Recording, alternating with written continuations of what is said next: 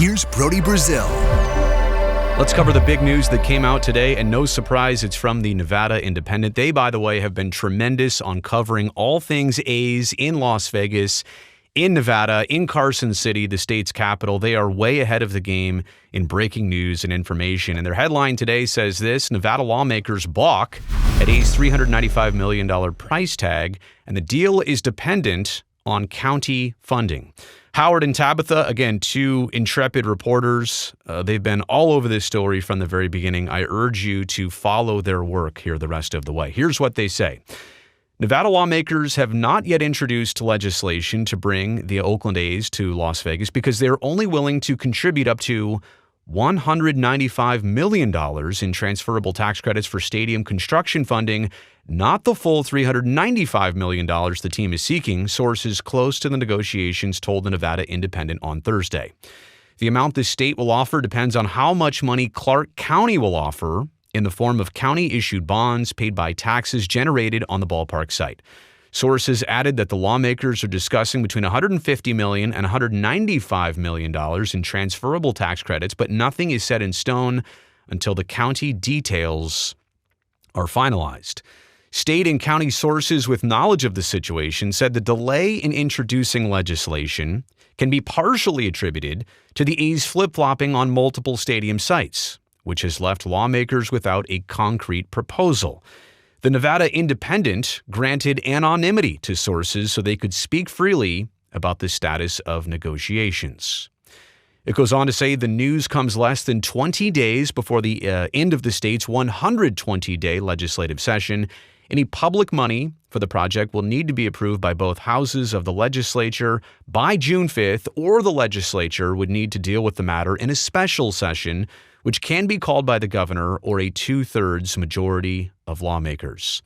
Since information about the A's deal first dropped less than a month ago, and again, from the Independent, I want to give them as much credit as possible here for being all over this story, the rumor mill has churned about a potential deal between the legislator, Clark County, and the Major League Baseball team, but the public financing piece has been holding up the process.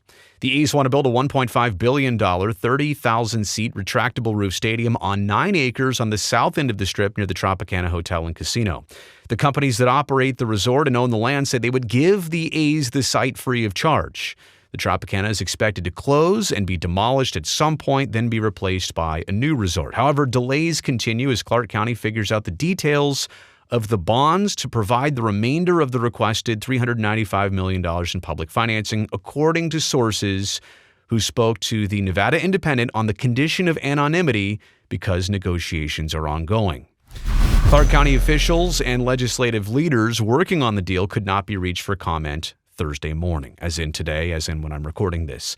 The A's were initially looking to secure legislative support for a $500 million public funding package involving tax credits and the creation of a special taxation district to help fund stadium construction. The $500 million request came when the team announced back on April 20th it had reached a binding agreement with the Red Rock Resorts to acquire 49 acres west of I-15 for the stadium and entertainment district with restaurants, stores, and other attractions. However, the public financing piece was reduced by $105 million when the team abandoned its original location 2 weeks later for the free site owned by the real estate investment trust Gaming and Leisure Properties Incorporated. Bally's Corporation operates the Tropicana through a lease agreement with GLPI.